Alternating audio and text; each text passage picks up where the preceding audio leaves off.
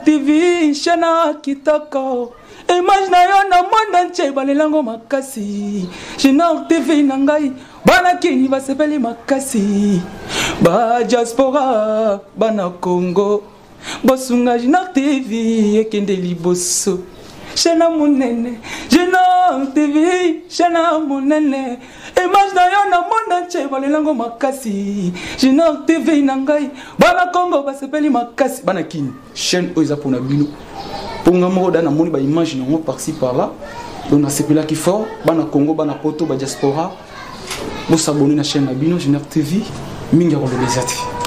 Boki eza Genor TV. Bo s'abonner massivement, bo soutenir Genor TV, bo soutenir sous manager d'Abisso Franck Ojivadol il est pour na ba initiative.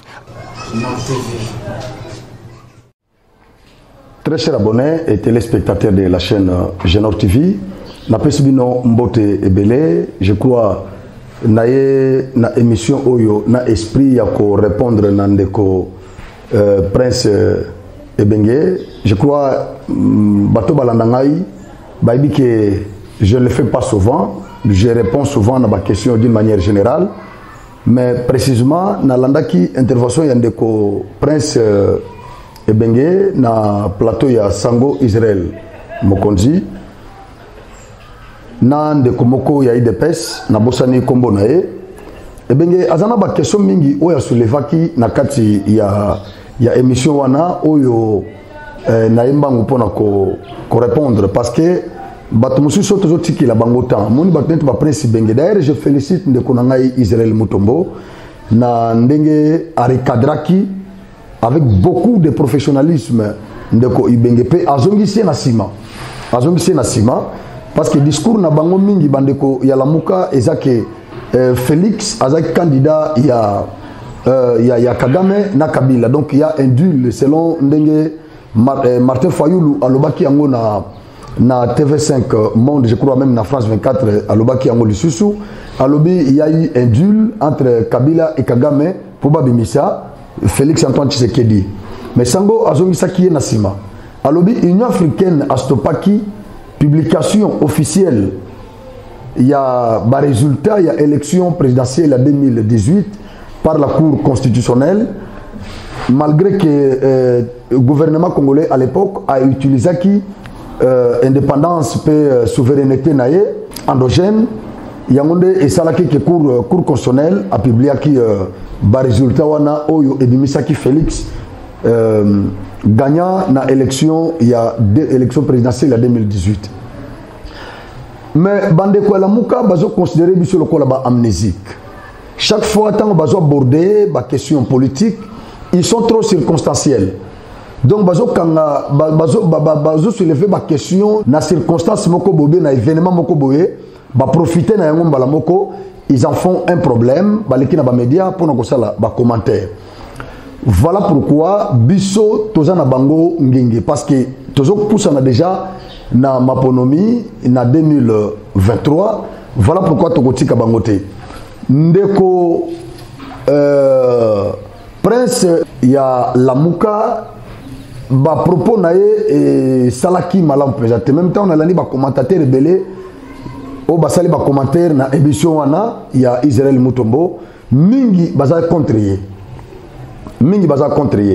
Prince azo condamné le fait que na ba pour parler il y a ou bien na résolution il y a dialogue il y a Luanda ou salami papier qui la semaine passée na résolution wana pomoko et lobby que force régionale ba ko remplacer M23 na ba terrain oyo ezaki occupé na force négative oyo.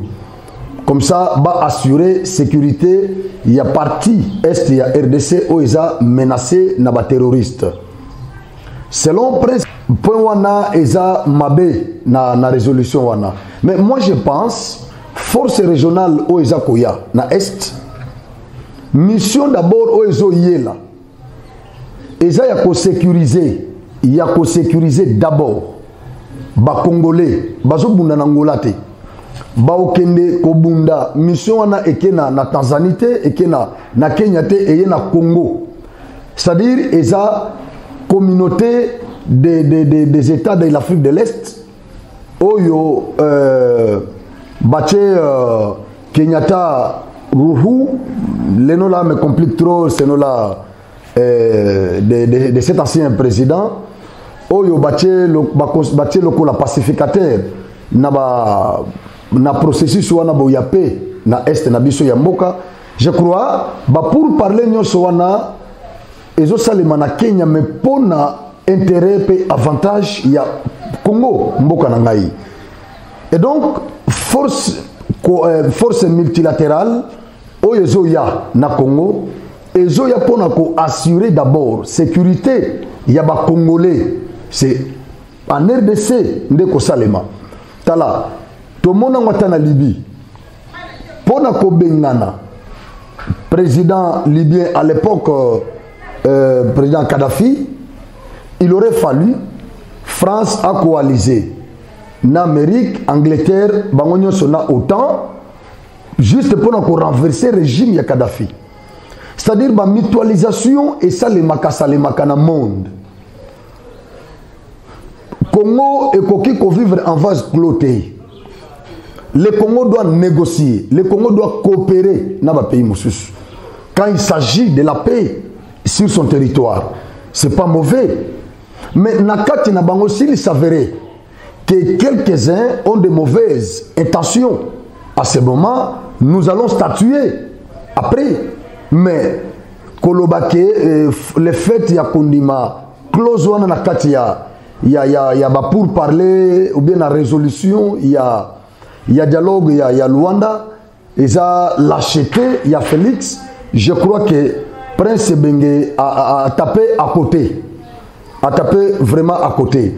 Tant que Prince Bengue, n'a pas même dans l'intervention, il y a IDPS, tant que Prince Bengue a soloba, a lobby, c'est le fait au bazo senga bakoko senga ngo na armée congolaise il faut basenga ngo na M23 c'est comme si ndeko ebenge azo comprendre te ndenge guerre salemaka guerre koko zala homogène il faut zala hétérogène c'est-à-dire il y a une partie qui attaque une autre partie c'est comme ça que ça se fait alors tant que bazo senga c'est le fait va s'adresser à la partie mon côté na guerre mais va s'adresser à toutes les deux parties comme ça oyatika op atika c'est comme ça que ça se fait mais selon Ndeko Prince Ebenge selon Yé bakoki ko senga na armée loyaliste était cesser le feu parce que bango baza ko se défendre contre quelle armée contre l'armée rwandaise camouflée na sima ya M23 c'est-à-dire, tant que bango bazo attaquer Bisso, c'est comme ça que l'armée loyaliste, ils ont se défendre, ils peuvent défendre l'intérêt national. Mais ce qui va sengi, c'est le fait. Et donc, il faut que na toutes les deux parties, aux antipodes, toutes les deux parties qui s'affrontent, comme Oyo Sokatiki, Moussouzoupe, Akotika. C'est comme ça que ça se passe. Ndeko Ebenge. Je ne comprends pas, réflexion na yo et zanengenin. Et bien, dans makambo belé, nakati ya intervention na ye. Mais moi, je pense, Bandeko Yalamuka, ils ne doivent pas s'opposer à tout ce que Félix fait. Selon Yé, au bas benga diplomatie active. Il y a Félix, Bango Balobi, ils ont lâcheté. À partir de quel moment, diplomatie, contact sur Félix Assali et commis lâcheté. Même si on continue à mouké, na minute oyo, entre Rwanda na RDC, pays nini oyo ezali attaqué, menacé, condamné na monde. Eza RDC, eza Rwanda. Mais qu'est-ce qui a fait que ba pays wana, même si on ne par hypocrisie, mais qu'est-ce qui a fait que ba pays wana ba condamné Rwanda? C'est la diplomatie active de Félix Antoine Tshisekedi ou de la RDC. Donc vous n'allez pas nous dire que Nyonso Félix Assali et Kenamai, Lelo France Azoloba, Lelo malgré que Makambo France, ça reste encore un sujet à caution. Mais Amérique a lobby tout droit à Tanguy Kagame comme agresseur à RDC. L'Union européenne paie à sa déclaration. Et tous ces gens ne font que condamner les Rwandais. Mais Prince Bengena Lamouka et Martin Fayoulou, selon eux, Félix ne fait rien. Pour Nabango, il ne va que ce qui se passe maintenant. Mais et pourtant, guerre au Ezako sévir, na Est Yamboka Nabiso, ça n'a pas commencé avec la personne de Félix Tshisekedi. J'en ai parlé plusieurs fois dans l'émission Ebele. Toujours dans la Ebele, sali déclaration. Fumutoto a évoqué des accords au Ezaki signé. Accord Moko en 2009, accord Moussousou en 2013, mais côté de Kabila, Balobino, Bango Balonga qui M23. Et pourtant, il n'y avait pas eu la guerre. Il n'y avait pas eu les affrontements. Mais Balonga qui Bango Nanini, M23 a se retiré. Mouto Bino Bolongi, comment Bogo Kende ko négocier, ko dialoguer sur Sunaye? C'est ça le problème. Donc nous comprenons que guerre Oyo Ezana Est et bandi na Félix était. Bande Koya Lamouka, bande Koya FCC, Bazolingaba aveuglé ba Congolais pour montrer que guerre Wana et bandi na Félix Antoine Tshisekedi Chilombo. Non, au contraire. Et l'oko sala que guerre Wana et continuer ou bien et l'oko sala que guerre et se déclencher na Est Ezanini. Ezantango Félix a beau respecter tous les accords qui étaient signés, dimement signés par ses prédécesseurs. Dans le régime, il y a Kabila. Bakor Nyoso Basignaki. Mais il a refusé de respecter les clauses de ces accords. C'est ce qui est à la base. Il y a déclenchement, il y a guerre, agression, unième agression aux Est. Qui ne sait pas l'histoire? Les loyaux, supposons que ceux qui Félix Antoine Tshisekedi, Chilombo, les chefs de l'État, ceux qui ont mis les lots, voilà, Naboy Nangaï, Token Musika, Nandimi Nangaï, Bakor Nyosoyo, Kabila Senya, Mouzé Laurent Désiré Kabila Senyaki, Joseph Kabila Senya, Bakor Nyosoana, Nandimi Yango. Ba exploiter 300 km espace congolais, na frontière ya Rwanda, na ba pays wana Nyoso na Congo. Va exploiter 300 km na Congo pour sécuriser ba pays na bango na rindimi ba koro en article 4 accord ya Lemera. J'accepte ça. Vous pensez que Rwanda koye les sous na guerre? Alobino voilà nandimi to continuer ko raffiner or nabiso na Rwanda. Vous pensez que Rwanda koye na guerre? Alobi oui nandimi to lever mesure à quoi attaquer à quoi agresser RDC. Ce qui Félix Andemi, oui, Rwanda a traqué FDLR na territoire congolais. Vous pensez que les Rwandais vont comploter contre la RDC? Je ne crois pas. Mais ce qui est à la base, c'est quoi? Nous le savons tous. C'est parce que Félix a rejeté, a supprimé d'un revers de sa main tous ces accords-là, bidons, les accords néfastes, funèbres, les accords infernaux que le Rwanda avait signés avec l'ancien régime. Félix est contre tous ces accords. C'est ce qui est à la base de cette agression. Mais qui n'est pas au courant? Qui n'est pas au courant? Imaginez-vous ce que Félix Andimi, ma proposition, ma manipulation, il y a occidentaux, il y a des complicité. Ce qui Andimi, vous pensez que cette guerre de l'Est va continuer? Ça ne va pas continuer, ça va s'arrêter. Si Félix acceptait aujourd'hui d'être marionnette, proxy, les patins de ces occidentaux, vous pensez que l'agression Gozala, pas plus tard que cette semaine passée, Toyoki qui France Atinda qui enveloppe Moko, lettre Moko, empoisonné, et pas Félix Tshisekedi. Vous êtes au courant, l'ambassadeur français a été convoqué. Il a été convoqué. Mais Nyonsowana, quand ça s'est fait, et ça ne réussit pas. Mais vous devez vous poser des questions. Félix Abombami Wapi. Kabila Bundi na eti Kabila Keyati Kiye. Martin Fayoulou a une pression. Fayoulou. Lelo Fayoulou est par terre. Dans la biloko komi koloba, Fayoulou, vraiment, il n'est pas cohérent. Dans ses propos, Fayoulou n'est pas cohérent pour le moment. Il est par terre. Faoulou n'a rien à dire maintenant. Parce que Biloko Nyoso Basengaki, j'apprécie beaucoup Sango Israël Mutombo. Na émission Basalaki Nandeko, Dengena frère Nana, Ndeko Wana compatriote ya IDPS, dont j'oublie le nom. il était vraiment pertinent, Nabargima Nae.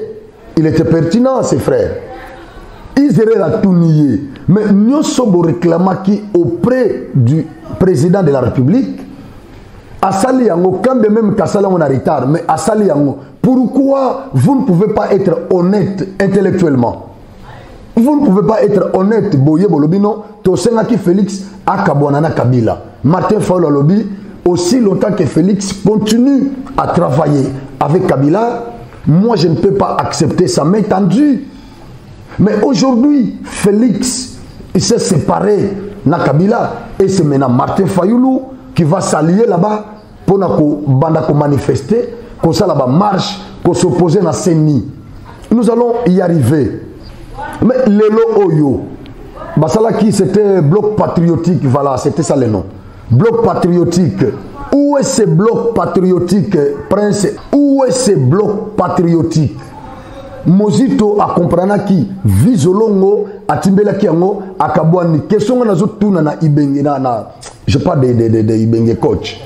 Prince Bengue. Question na zotuna ndeko Oyo. Qu'est-ce qui est à la base? Il y a séparation Martin Fayulu na Adolphe Mozito. Ce que c'est vraiment sincère, Oye Bissanga pourquoi Martin Fayulu a Kabouana na Mozito. Qu'est-ce qui est à la base? N'est-ce pas que parce que Martin Fayulu a Kinako s'allier na Kabila Basalaki bloc patriotique, c'est ce qui était à la base, il y a séparation à Bango. Mais qui n'est pas au courant de ça? Mais aujourd'hui, lorsque vous parlez de duel entre Félix et Kabila, c'est comme si ça existe jusqu'alors. Et pourtant, le duel qui existe aujourd'hui, ce n'est pas le duel de Félix et Kabila, mais c'est le duel de Martin Fayulu et Kabila. Ce qui a donné naissance au bloc patriotique. Mais qu'est-ce que vous dites? Qu'est-ce que vous dites? C'est pourquoi moi j'ai toujours dit, nos politiciens, les politiciens congolais sont frappés d'amnésie. Sont frappés d'amnésie, de transhumance, de versatilité. C'est ça les politiciens congolais. Parce que quand ils parlent, ils pensent que nous sommes des dupes. C'est-à-dire, le Loko les a invités dans le plateau, il n'a rien à dire. Il faut que Allah qui aspect face à opposant, il doit s'attaquer dans le régime. C'est ça les politiques, les politiciens congolais. Même ceux qui ont un argument, mais ils doivent toujours inventer les histoires pour critiquer quelques régime, alors qu'à place de s'attaquer dans le régime. Non, mais nous devons quand même être honnêtes intellectuellement. Il l'a fait. Mais Botikala jamais causé un sujet dans le plateau, au Bobana Koloba, bon remercier, bon encourager. C'est ça la vraie opposition. L'opposition ne veut pas dire la haine viscérale, mais l'opposition a pour mission d'orienter ceux qui sont au pouvoir, ceux qui dirigent. L'opposition a pour mission de les remettre dans la bonne voie. L'opposition a pour mission de réclamer l'intérêt public auprès des dirigeants, auprès de ceux qui dirigent. C'est ça la mission de l'opposition. Mais l'opposition congolaise a perdu sa mission, sa vision. C'est ça. Il suffit seulement de passer sur un plateau de télé, insulter les chefs de l'État, insulter les dirigeants, s'opposer à tout ce qu'ils font. Et là, vous serez considéré comme un opposant. Mais ce n'est pas ça le problème. Ce n'est pas ça l'opposition. Ça s'appelle, en un mot, la haine viscérale. La haine viscérale, tout simplement. Ozomonati côté tout ce qui il s'appelle encore comment je l'apprécie trop, honorable Sesanga, Delis Sesanga. Un gars très intelligent, honorable Delis Sesanga. Mais je regrette, honorable Delis Sesanga, na position contre les régimes. Oui, il faut faire l'opposition, mais il faut avoir des bases solides. Nazonga ka toujours na demande ya Katumbi oya senga ki na ba Fayulu na ba leader nyonso ya ensemble. Ya la Muka. Au départ, tant que Félix a toujours au pouvoir, tant que Katumbi a zonga ki na Congo, Katumbi a senga ki bango, ba kende kokutana na Félix a senga ki bango, ba sa la opposition républicaine et non opposition radicale. Katumbi avait compris. Katumbi avait compris, malgré que je ne suis pas d'accord avec la position de Makamouebele, tout ça. Malgré que je suis pour Noël Itiani, parce qu'il n'est pas présidentiable. Mais cette fois-là, il avait raison, parce qu'il avait compris que Félix, c'est un démocrate. Vous ne pouvez pas combattre un démocrate au pouvoir avec comme arme l'opposition farouche, l'opposition radicale. Non. Parce que quand vous allez vous opposer la liberté d'expression, les démocrates vous la donnent. Ils nous l'a donné aujourd'hui. Nous sommes en train de parler. On fait des commentaires par-ci par-là. Il y en a même ceux qui l'insultent. Lorsque vous allez réclamer la liberté de manifestation, ils vous la donnent. Lorsque vous allez réclamer tous ces droits et libertés fondamentaux, mais les démocrates vous les donnent. C'est-à-dire, vous n'aurez pas encore le discours à tenir devant la foule. Vous comprenez? Donc, c'est ça le problème. Et donc, opposition, l'élo et perdre sans nango. Il aurait fallu, bosser l'opposition républicaine, comme Moïse vous l'avez demandé. Parce qu'avec ça, vous pouvez travailler avec le président, mais quand ça ne marche pas, vous dénoncez un mot. Au lieu de faire l'opposition radicale, na minute où il faut s'imbattre. Ce qui est simbaki na moment, il y a Etienne Tshisekedi parce que Mobutu est un dictateur. Mouzé Laurent Désiré Kabila ayaki na Rwandais na sima. Na dictature et l'andé na sima. Prévenez que na acte constitutionnel il y a 97, ba supprima ki ba droit nyon sur la liberté fondamentaux, ya ba congolais ba supprima ki bango, ba supprima ki yango. C'est-à-dire ba yaki na ba Rwandais ba imposer dictature. Yango ba minele ba benga keka ba occidentaux, il est plus dictateur que Mobutu lui-même. Joseph Kabila fut encore un grand dictateur. C'est ce qui a fait que Etienne Tshisekedi a joué qui impacte dans l'opposition radicale. Mais aujourd'hui, celui qui est au pouvoir, c'est un démocrate.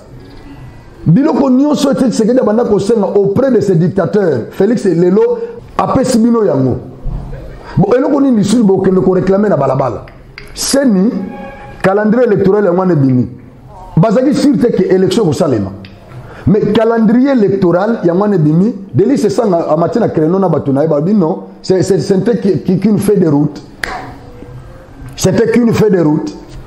Ils s'opposent encore à ça. Ils sont encore dubitatifs jusque-là à cette organisation des élections. Ils ne croient pas qu'il y en aura. Alors, qu'est-ce que les Congolais veulent au juste? Qu'est-ce que les Congolais cherchent au juste? Et là, on a tout na ngwana. Bon, c'est un calendrier. Ce que sont les acquis, lokola seni, bato banima kite, ba opposant banima kite que l'élection kozala. Babanda ko luka dialogue. Yango tomona lisanga bonganga. Abanda ko frapper ba porte na senko ko luka dialogue. Félix Alobi, non, pas question de dialogue. Tant qu'une élection, moi j'appuie ça parce que ce Félix, ce qui a glissé. Ba opposant, ba cause trou, il y a au combattre. Jusque là, Félix est dans les bons. Parce que Azan a mandat naïe. Et ceux qui a organisé l'élection, a gagné l'élection à cause d'un mandat. Il sera protégé par la Constitution. Ba on se bakobando bakolo bakali kolikolo mais bakoko kate ko renverser parce que il a un mandat légal. Où le peuple a payé. Félix Azan intérêt il y a glissé non Azan ngoté Kabila basala ki ba organiser l'élection na fond na bisomoko ils avaient beaucoup parlé Tomela ki maïté mais les loyo Félix asala ngona silence nanga lobby une grande partie déjà est versé pour l'organisation de ces élections mais les loyo sikoyo en vol il y a ces sanga bazo senga sous calendrier électoral té bazo senga sous-souté nani révision à loi électorale té ba comment senga nini ba comment senga sikoyo transparence na ba dépense ya budget o eza alloué na CENI. Vous voyez les Congolais sikoyo awa ba bimisi calendrier il fallait qu'il y ait les cabas matana créneau, va remercier Seni, va remercier le gouvernement. Parce qu'ils étaient tous dubitatifs. Babimisa peuple nazela, il y a eu bateau bakufaki, na ba manifestation, ba monsieur bazo ba choc. Mais Lelo Oyo, Seni a confirmé qu'il y aura bel et bien les élections en 2023. Est-ce que au monata opposant Moko, Kabila Yowana Batuna FCC, va rejeter le calendrier Yowana? C'est ça, il y a Matina Créno à Lobino. Ce n'est qu'une feuille de route. Ce n'est pas un calendrier électoral. C'est que Baboyi, Kosenga Susu, publication calendrier électoral, Bakomi Kosenga, transparence dans la dépense, il y a Yambongo Oiza alloué, na Seni. Bozomona. Ba Congolais, Bozomona côté ba politicien congolais, Bazome Mabiso. Yango Nazo Senga Bandeko. Tomi préparé pour les élections. Ba élection Kozala, il n'y aura pas question de glissement. Félix n'aura pas intérêt à glisser. Non. Les élections auront bel et bien lieu dans ce pays en 2023. On va s'organiser, le gouvernement de la dialogue. Parce que Sotali Martin Fall a prêté pour le moment. Sotali bien. Ayebi, il est conscient que même ce qu'il a postulé à Kolekati.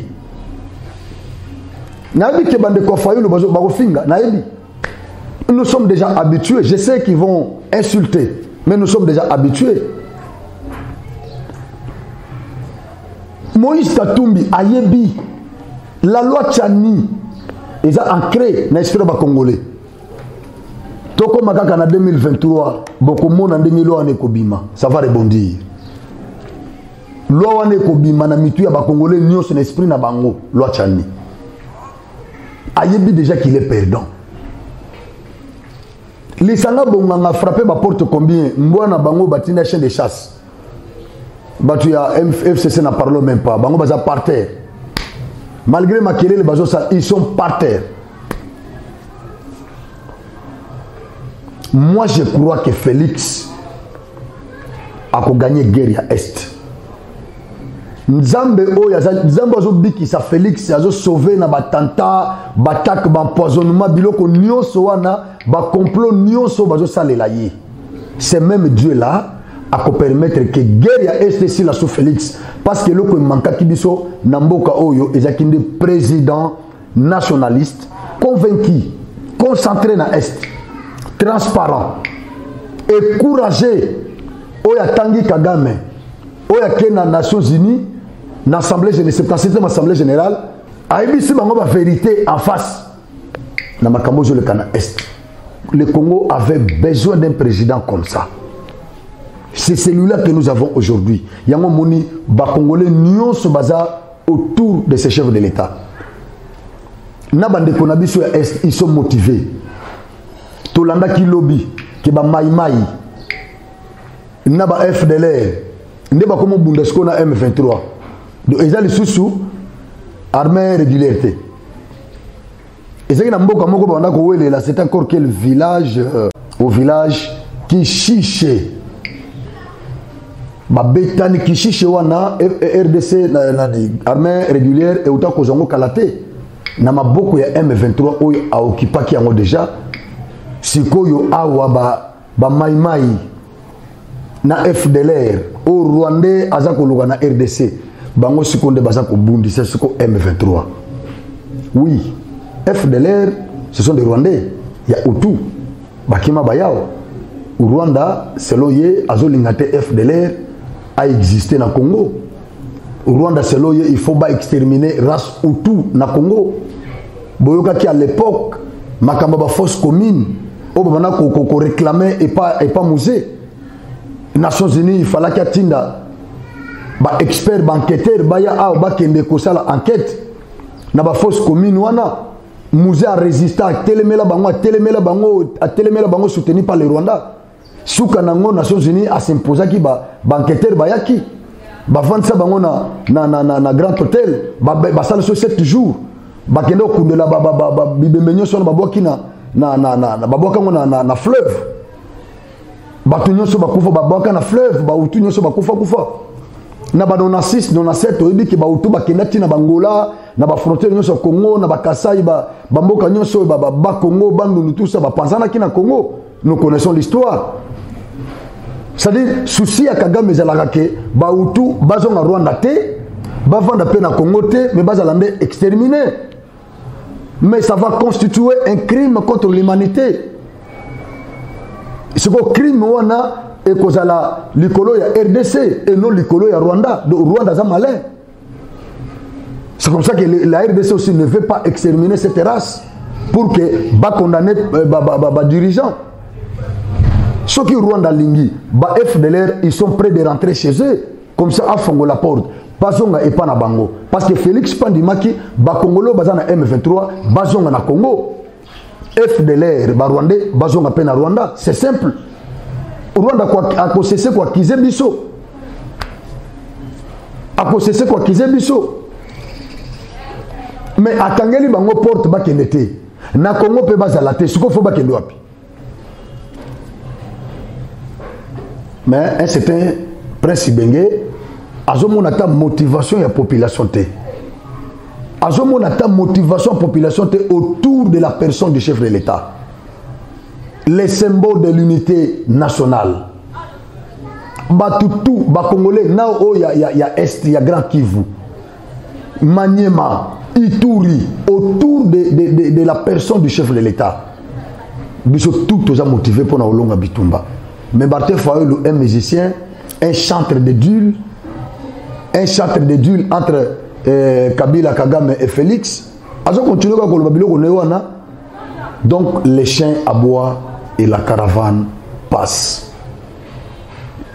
Bakongolais Tokangama, Tokolonga Bitumba Oyo. Je crois que Bitumba Oyo sous Félix et Kosila. Munguna Tokolonga ye.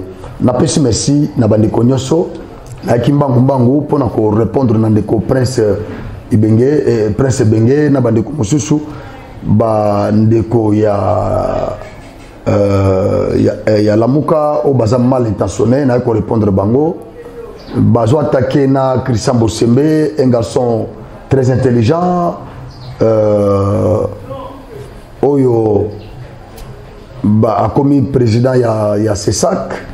Bazo attaqué parce que le président chef de l'État a nommé qui est balobi pour yembela qui chef de l'État yembela qui est ndeba économie. Mais qu'est-ce que vous voulez? Les lois qui Félix a eu pouvoir bino nyonso bozo yembela et ceux qui Fayulu a eu pouvoir par exemple dans le but que gozo na mboko mais ceux qui a eu bino nyonso bozo yembela ba chantre ya Fayulu. Vous pensez que vous allez abandonner na banzela? Kabila awa zaki na batune banda ko yembela ye mingi bazo ba misala. Et vous allez me dire que Christian Bosembe, il ne mérite pas. C'est un garçon génie, un garçon très intelligent, compétent. Il a combattu le système Kabila ici. Et vous allez dire, ce qui est le Christian Bosembe, le collègue Naé à ses sacs, élire comme président, il y a institution d'appui à la démocratie. Et vous allez condamner. Ou vous allez condamner le chef de l'État ou lui-même, Christian Bosembe. Vous avez reproché Nanine d'être incompétent. Est-ce que Christian Bosembe est incompétent? Que ce gars est très intelligent. Alors, Totika N devons soutenir Bandeko et Baza Promis. Moi, j'appuie notre confrère Christian Bosembe. N'a présenté ma félicitation Nangaï. Na élection d'abord na nomination naé puis na élection naé comme président il y a Jeno TV chana kitoko image na yo na monde entier balelango makasi Jeno TV nangai bana kini basepeli makasi ba diaspora bana Congo bosunga Jeno TV ekende liboso Chana monene Jeno TV chana monene image na yo na monde entier balelango makasi Jeno TV nangai bana Congo basepeli makasi bana kini chaîne oza pona bino ponga mo da na moni ba image na mo par-ci par-là on a sepela qui fort bana Congo bana poto ba diaspora bo s'abonner na chaîne na bino Jeno TV mingi ko lezati Boki Eza Genor TV, bo s'abonner massivement, bo soutenir Genor TV, bo soutenir sous Manadia Dabiso, Franck Ojivadol il est pour naba initiative. Nord TV.